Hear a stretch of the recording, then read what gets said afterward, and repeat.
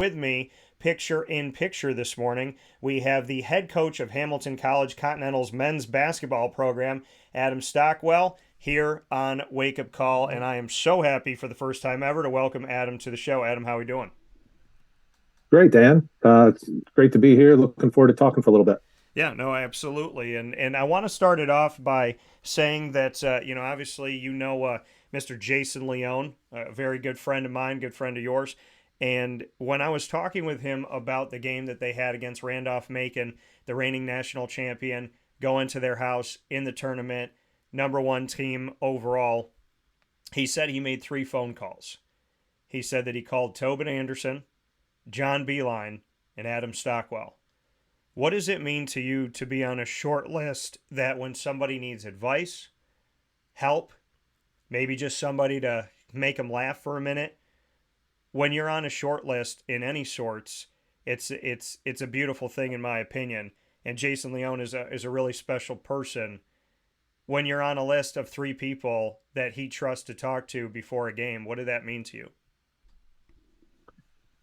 Well, I was really excited that Jason called and asked, just my opinion. Obviously Jason's done an incredible job at Oswego and taken that program just to this unbelievable level, top 5 in the country, and just had another amazing season this year. And, it makes you feel like you're doing some good things here. I didn't know that context of it. That's a pretty neat thing because obviously Coach Beilein and Coach Anderson have had great careers, and certainly, I think this year, if anyone who follows basketball doesn't know who Tobin Anderson is, then they're not really paying attention that much because they had a great run and beating Purdue, and he's going to do amazing things at Iona. But that's a pretty neat compliment to have, and it's just nice to know that people value kind of what you're doing with your program, and fortunately for us, we've been able to have a lot of great players that make us look pretty good. So I appreciate the compliment. Yeah, and Adam, being at Hamilton, before we got there, for those who don't know, I'd love to speak on, your road. And first and foremost, why you fell in love with the sport of basketball in general. Bring me into maybe that first moment of dribbling a basketball to maybe I want to coach. Maybe I want to do this for life. I'd love to hear your story of the passion for the game itself. Yeah, that's a long one, Dan. Like most of us are in coaching. I know, for me, basketball, it was always around our house. My father was a very good player in upstate New York at Union Academy of Belleville, where Coach Tom Murphy coached, and they had this long winning streak that ended up being around 104 games in a row. So growing up, basketball was something that we always had going on. I still remember in 4th grade having an intramural program at our school and the first day going and just hating it and just not wanting to go back ever again because it was just awful. And my mom, I think, made me go back, and it ended up being something I was really excited about. And today we're here an hour apart talking to each other on the internet. We just didn't have that in those days. So you kind of just had to figure out what you're going to do with your buddies around and what was going on. And a lot of it was sports-based, certainly where I was from in a small town. And then I was fortunate to have the opportunity, and Coach Beilein, who you mentioned earlier, recruited me to come to LeMoyne. And, that was just a great fit, a relatively small school, not far from home. Played with some awesome players there. Christian Buckholz, John Haas, Mike Montesano was an All-American, Dan Sandell. JG3's father there, Joe Girard, was a member of the program during that time. Kevin Moyer from Central Square. Just a great group of guys, and really just stoked that passion even more to get a chance to play. And following graduation, I was fortunate to play a season in Belfast in Northern Ireland and really enjoyed that. As a basketball student athlete at the collegiate level, you don't really get a chance to study abroad like a lot of other sports might do during their times at different schools. So having that opportunity to go to Ireland for 6 months or so for the season and just see a different part of the world and get out of the upstate New York bubble a little bit, which at that time was new for me, was really a tremendous experience. And then oddly enough, talking about Coach Leone and his CBA background, I came back to the Syracuse area and worked in financial planning with a gentleman named John Law, whose family has gone through CBA, ended up working for him in the department there in the financial planning firm. And then he connected me to coach at CBA as a freshman coach for a season. And, I don't know if I should tell John this, but we got to January and my lunches were more about drawing up plays to beat the 2-3 zone instead of how to get more clients. So I knew financial planning probably wasn't in my long-term interest, and that passion for coaching really started coaching a bunch of 14 and 15-year-olds at CBA. And then, after that, like so many of us in the coaching world, a connection through basketball. Dave Nyland was the head coach at Penn State Behrend. Yeah. He's a LeMoyne grad, played at LeMoyne with Scott Hicks, who I played for at LeMoyne. And just that network of basketball coaches and connections allowed me the opportunity to work for him for a year. And then got to go to Canisius, where Dave had been with Mike McDonald. And I was really fortunate to work for two great coaches that just had unbelievable ability to pick apart the game, offensively, defensively, strategize, put together scouting reports. Both had worked for an extended period with Coach Beeline. Yeah. And I think any of us who know Coach Beeline know how meticulous he is breaking down the game and teaching the student athletes to become better players. So those 6 years, one at Behrend and 5 at Canisius, were just really such a great learning opportunity, being able to see Division III and Division I. So at that point, I'd been able to be at all 3 divisions, which is kind of neat. And then following that, an opportunity opened up at Clarkson when Tobin Anderson left and came to Hamilton. And that was a neat experience for 5 years, kind of figuring out how to be a head coach, learned a lot of things, got beat up a lot with our win-loss record, especially early on, and forced us to get better and think about things different and then recruit at a higher level. And, fortunately, over the course of those 5 years, we were able to make the NCAA tournament, which was kind of a neat experience. And we had a great group of guys that connected well and played well together and did enough, even through a bunch of injuries, to get to the NCAAs, which was a first-time thing there. And then after that, 2 years at Oswego, following another great coach and Coach Kevin Broderick, who'd won 1 million games. And he left a ton of great players there, including Chad Burridge from Hannibal, who was one of the best all-time players at Division III, especially from upstate New York. Just a phenomenal player on both ends of the court. We made the NCAAs the second year, and then for the last 12 years, I've been here at Hamilton, and oddly enough, followed Tobin Anderson again. So when he left FDU, the number of texts and calls I got about whether I was going to FDU was pretty comical to follow Tobin again. But it's fun. It's been awesome, and Hamilton's just an awesome place. Jason's brother went here, Greg, and there's been a lot of great players come through here from upstate New York. Whether it's from Fulton, VBS, ESM, CBA, just been a lot of players with tradition here that have been outstanding players for the Continentals. And being in the NESCAC now is a highly competitive league and makes you really work and find a way to really attract great student athletes to be competitive. And we've been fortunate to find some good student athletes over the last 12 years.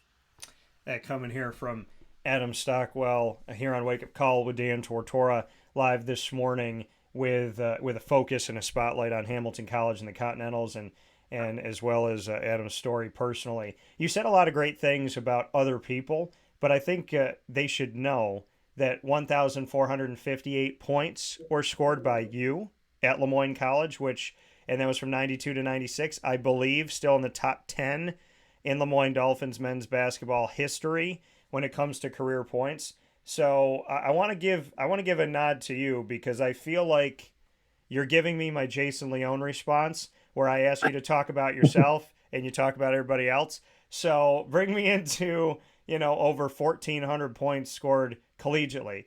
Not an easy thing to do to be 1,000-point scorer, and not an easy thing to do to be almost, 3 decades later, and you're still in the top 10. So I would think that that's a pretty mighty feat. I know you talked about your teammates, but I want to give some kudos to you as well. Well, thanks, Dan. Yeah, I was really fortunate that the 3-point line came in when it did, because that's about as far as I was able to get up and down the court. But we were at LeMoyne. We had a great coach. Scott Hicks was fantastic, and we had a lot of good players. I think, if I remember right, my freshman or sophomore year, we had in totality maybe 6 or 7 guys who scored 1,000 points in their career. And part of the ability to have over 1,000 or close to 1,500 points. Certainly, there's some things you do well, but the team has to win. So you're getting those extra games in the postseason. And, we were pretty competitive in our league 3 years. And then our senior year, we ended up playing 30 games, won our tournament, got into the NCAAs. And unfortunately, we played the same team that beat us 3 times that year. So maybe if it was a different drawing, different bracket shape out, we might have been able to play a little bit further. But, I was really fortunate to have a lot of people help me out. And, I think personally, I think I was pretty committed to working, and I enjoyed the practice part. I enjoyed coming to practice every day. That was always fun for me. I enjoyed working out, getting shots up on my own, and I just really love to play. And I think the guys, whatever program I've been at, the guys who just love to play and love to practice and work out end up doing pretty well for themselves. Yeah, and I mean, you made mention of the fact that you and Tobin have this very unique history of you kind of just like being there after, right? So he was or like having that crossing of paths. He was at LeMoyne as an assistant. You were at LeMoyne as a player. He was at Clarkson. You were at Clarkson. He was at Hamilton. Now you're at Hamilton. What can you say about how? I mean, they say the world is small, but when it comes to sports, I think the world is even tinier. With you having these, kind of almost there, you guys are there to, in a way, and you're following him and whatnot. What has that meant to you to see what he's done? Because you said you've had experience at D1, D2, D3. So has Tobin Anderson, and the world got to know who he was. So do you ever look at your story and say to yourself, like, hey, it can be done, it has been done, and maybe there is a road there for me someday. I find it so unique that it one time that it happened, but it happened three times between you and Tobin alone. Yeah, it's kind of crazy for sure. Like you said, the basketball world and the sports world is so interconnected that it's just amazing the relationships and the connections you have across a lot of people. Even with Jason Leone, Jason was at Clarkson as well as an assistant, and then now he's at Oswego, but he's a CBA grad, so there's just a lot of crossover there from a lot of people. And the thing I would say is, I think the basketball coaching fraternity here in upstate New York is pretty good. There's a lot of great coaches, that have won a lot of games and for whatever reason have not chosen to move up or move on. Certainly Tobin, I think people who know Tobin know he really had a desire to try to get to the highest level possible. And he's done a great job coaching, and, his press that he has and the motion offense. I remember seeing that 20 years ago when I was at Clarkson and we were trying to beat Hamilton. So there's certainly been some tweaks over time, but a lot of that basic and staples and philosophy has maintained the same set, basically same essence that it's had here for the last 20 years. And that's what I thought. One of the things that I thought was really neat was one of Tobin's press conferences around the tournament, is he talked about small college coaches being able to do things at a really high level. And, I think sometimes people generally don't realize that there's really talented coaches at Division II and Division III, and there's really talented student athletes at Division II and Division III. We've been fortunate here to have some guys who've had Division I offers in some cases, but definitely the ability to move on and play at the scholarship level. But they've chosen Hamilton for a variety of reasons, or our level for a variety of reasons. And in some cases, those student athletes maybe didn't get the exposure that other students did, or maybe they were just a little bit young, or their bodies weren't mature. There's a lot of reasons for people to take different paths, and it's fun to follow his progress. I think Jason would probably say the same thing, that it's exciting to see someone that you competed with back in the day doing the amazing things that they had this year. And, without question, that first weekend of the tournament, it was a lot of fun for people who are connected to him upstate. What is your vision with you being in so many, different places, experiencing different things? What is the road, that long road that you so eloquently shared with us this morning, and I appreciate? Where is Adam Stockwell heading? And I mean this pun fully intended. You'll probably laugh when I say it, but is your stock rising?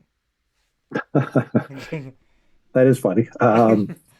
Yeah, well, I was disappointed I didn't get a call from Syracuse earlier this year, and they just fired within. That was, for an upstate guy, that was disappointing. But seriously, I think every year you look at your situation, and, for us, my wife and I decided a long time ago, after we had moved from Buffalo to Potsdam, and then Potsdam to Liverpool, and then after living in Liverpool and commuting to Hamilton for 5 or 6 years, we moved out here to this area closer to the college, closer to Hamilton, and we just got to the point where we didn't really want to move our kids around anymore.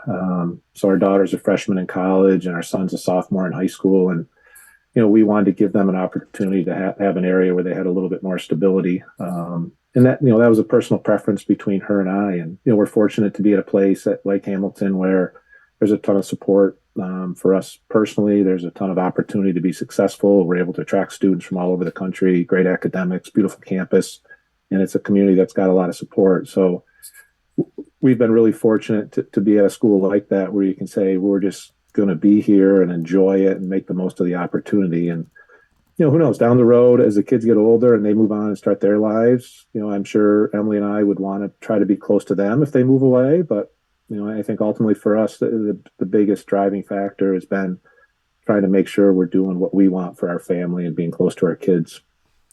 And you speak on that, Adam Stockwell here on Wake Up Call with Dan Tortora live this morning, conversating about the Continentals as well as your road to where you are today.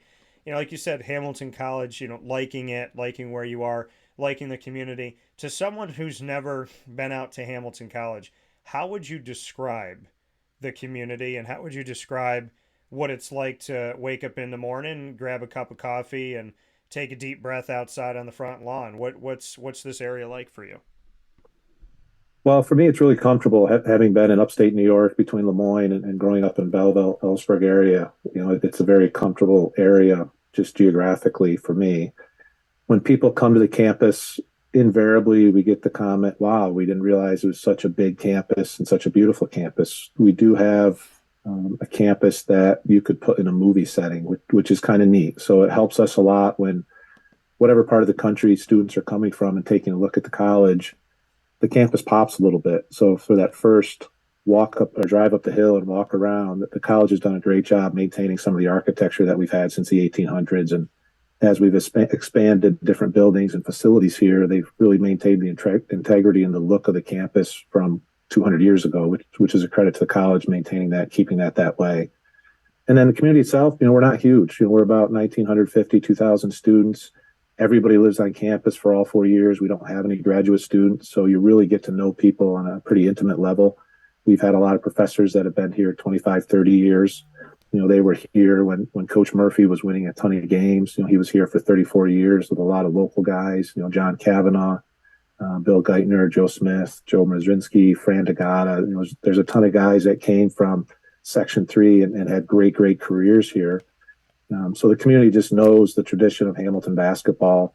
And then obviously Coach Anderson came here with a different style and had a lot of energy. And I think everyone who knows Tobin knows people get excited for his teams because of how fast they play and how much intensity they have. And they made the NC tournament as well. So that tradition of success has really continued on. And a lot of the community have seen a lot of those teams and a lot of those games and just embrace the atmosphere. In the wintertime, there's not a whole lot to do. You have hockey, you have basketball. It's cold outside if you don't like to ski. So we've been fortunate with our venue. We've had some decent teams here, and we've been able to host some NCAA tournament games. And we had 1,500, 1,600 people in our field house, and just an awesome atmosphere for our student athletes, and the students on campus and the community all came and really supported our guys. And to see that excitement doesn't just come from one season. It comes from 30, 40 years of great teams and people really embracing what's going on here. And then on top of that, in addition to the basketball, academically, we have an internationally known name, highly competitive liberal arts college. And I think people really resonate with the fact that when graduates leave here, they're doing pretty well with themselves and they're working with the alumni network and making connections through Hamilton College to get themselves set up for the next 40, 50 years. Well, I appreciate that. And the beauty of it is the fact that, I said, would you like to be on the show? Nobody gets questions ahead of time when you get on the show, but yet, you're describing it so easily, which, obviously shows your passion and your love for it, which I appreciate very much. When I hear Hamilton and I think of that area, and I'm from, central and upstate New York, we're born on the north side, probably 12 minutes from the Dome, and my parents are still in the same area. So, and I moved in and out, but I came back. So when we talk about, the word Hamilton, and I think about the community, Colgate University is 26 minutes away from you. So, Yep. Having that, right? Because you talk about that small town feel, and that's been kind of a theme of today's show when we've spoken about a bunch of different places. But, this small town feel, yet there's two colleges within a half an hour of each other. What does that do, to be, to essentially to be a college town and to know that in the area that you're in upstate New York, a lot of the focus is on Colgate, is on Hamilton, and is on, the communities that you're building within your walls. So it's got to be a special experience to have that. Well, I think even this year more so. I mean, if you look around upstate New York, Colgate had a great season again, and Coach Langle in the last 5 years, they've won about as many games as you can possibly win there. And then for us locally, we had a good year. We played well in the NESCAC and got to the NCAA tournament again. Yeah. And then Utica College, just 10 minutes away, a little bit more north, they had a great season as well with Coach Coffey and made the NCAA tournament. So just here in the general Mohawk Valley area, we've had some really good basketball teams. So it's fun to see that. Colgate being so close, that's been a fantastic resource for us. Our assistants will pop down once or twice a year, catch practice, catch a game, and they run really good stuff. The transition from the NESCAC or high level Division III to the Patriot League, it's not a huge difference there as far as the level of play and the talent. Certainly their guys have won a ton and they're at the top of their league, but a lot of the things they do schematically resonate really well with what we're trying to do here. We're not getting NBA lottery picks that are one and dones that are 7-2 and just climbing over the rim like Donovan Clingan is. So a lot of the things that Colgate does in the Patriot League basketball can be applied to what we're doing in NESCAC and try to help us keep moving forward. But it's just fun. I think the more teams you have winning in the area just helps promote Hamilton, promote Colgate, promote Utica. And then certainly for us, Hamilton and internally, we've had a lot of success with a lot of our programs. Our women's ice hockey team this year was in the Frozen Four. Our women's head coach was the National Coach of the Year, which is a pretty impressive feat. Obviously we were able to win the NESCAC tournament, which was the first time that a team that plays against the defense has done it. Cross country and golf had done it before, but the first interactive type team situation happened this year. We've had our men's ice hockey team in the Frozen Eight. Women's lacrosse won a national championship in the last 15 years. So the more opportunities you see where student athletes are having great experiences and being successful just helps everybody. Yeah, and you took the words out of my mouth because I wanted to, shame on you for not letting me say it. But but I was going to say that, the NESCAC championship that you won going through Connecticut College at Tufts as well as Colby in the finale, and also this season. I mean, finishing 20-9, making it, like you said, to the NCAA tournament, winning the NESCAC championship, and defeating multiple teams ranked in the nation's top 25, I would say is one heck of a season that you could build off of as you step forward. Well, we're certainly hoping to. Every year you want to keep taking steps forward. And, for us, coming out of COVID, last year was tough. We had a bunch of our main scorers miss a lot of games. I think they might have played together in 2 games, and in those games we averaged 92 points a game or something like that. So between the COVID pauses for some guys and then just the uncertainty of never knowing when you were going to start or stop or go on pause, last year was really tough.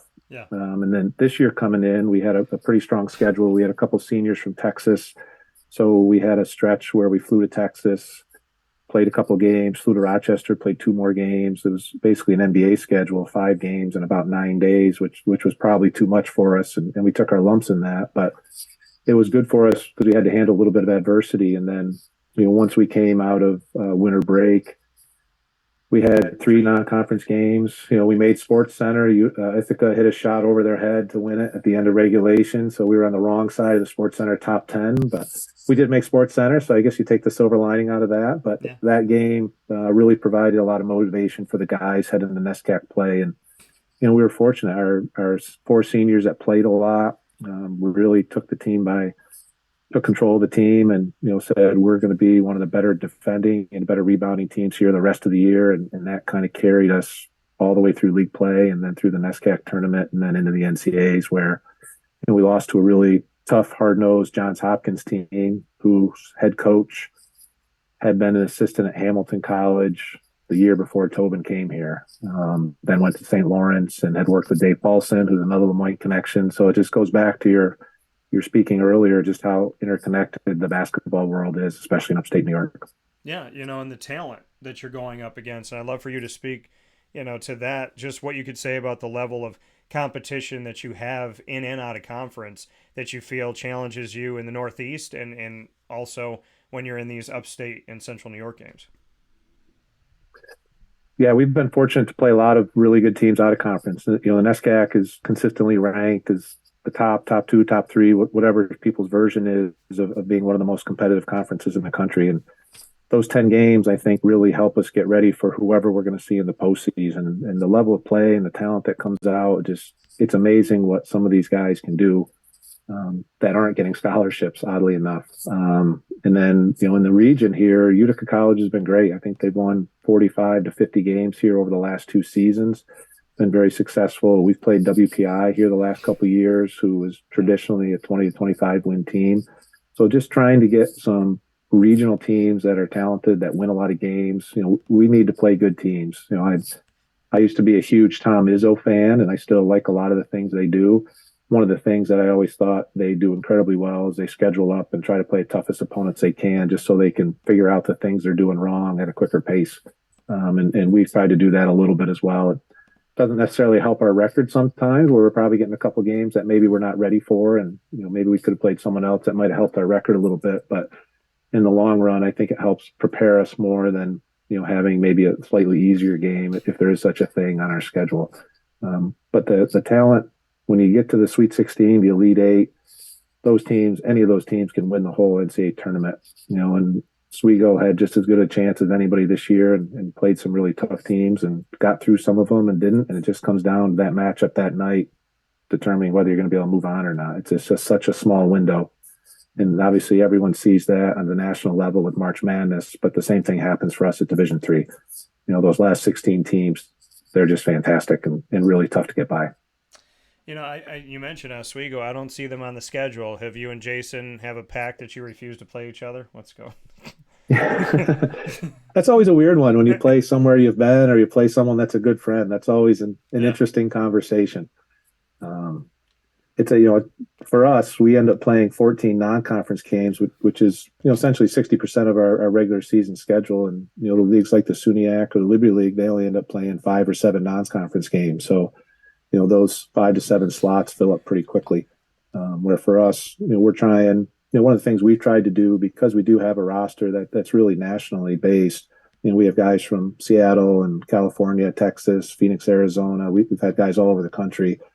We try to find a way to get a little bit closer to their home if at all possible. So, some of our games are gobbled up just out of the region, just trying to connect with families, and then also with our alumni base, trying to get to different parts of the country. Yeah. I don't know if it was a pact of like, hey, I love you too much, I can't play you.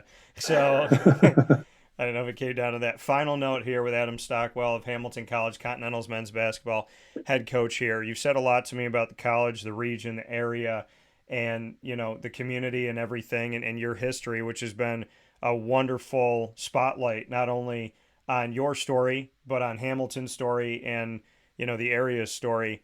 What do you think, in your opinion, in closing, makes a good leader?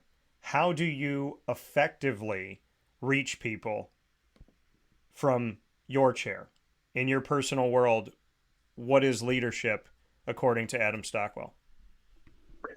Yeah, I think personally the biggest things would just being very direct and consistent with what you're doing. I think when people try to misrepresent themselves or aren't true to who they are as people, you lose some of that honesty and that genuineness, and that impacts your ability for people to believe in what you're saying or what you're doing.